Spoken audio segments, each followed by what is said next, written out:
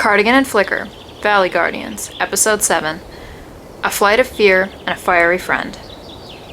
Panting slightly, they emerged from the narrow passage into the sun-drenched white stone fields, with pink flowers of crystal. But there was no time to admire the view. The chittering and angry screeches of the imp army echoed from the tunnel behind them. "They're still coming," Flicker cried, looking back with wide eyes. "We need to get away from here," Cardigan said urgently. "Buster, you need to get on my back." Buster gave her a scared look. "Now! We have to get above them," Cardigan encouraged him. Just then, a shadow fell over them. A large, magnificent white dragon with scales the color of snow landed gracefully nearby. He had sharp, intelligent yellow eyes and a plume of smoke gently curled from his nostrils. "What's all the commotion?" the white dragon boomed, his voice like distant thunder. He noticed the small, shadowy figures pouring out of the tunnel. "Imps! What are they doing so far from the shadow peaks?" "They're after us," Flicker explained. "We might have banished their leader a while ago." The white dragon chuckled, a deep, rumbling sound. "Ah, so you're the ones who caused that little stir. Well, it seems they haven't forgotten your kindness."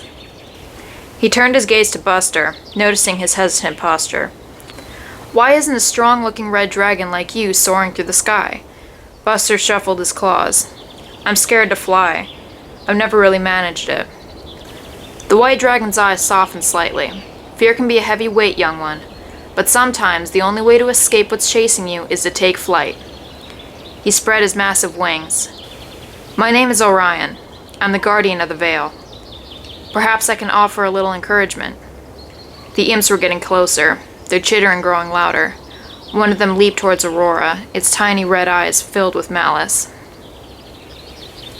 Instinctively, Buster spread his own large wings.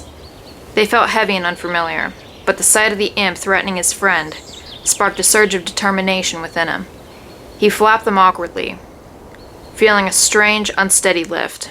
Orion watched with a keen eye. "That's it! Feel the wind beneath your wings. Trust them." With a grunt of effort, Buster flapped harder. He wobbled unsteadily, but then, slowly, miraculously, he began to rise in the air. It was clumsy and uneven, but he was flying. Aurora cheered, her purple scales sparkling with relief. Flicker zipped around Buster, his blue form a blur against the white stone around them. Cardigan released a shower of encouraging sunflowers that drifted upwards with them. Orion took to the sky as well, circling above them. "Well done, my young friend. You see, the sky was waiting for you." He then turned his attention to the approaching imp army, a fierce glint in his eye.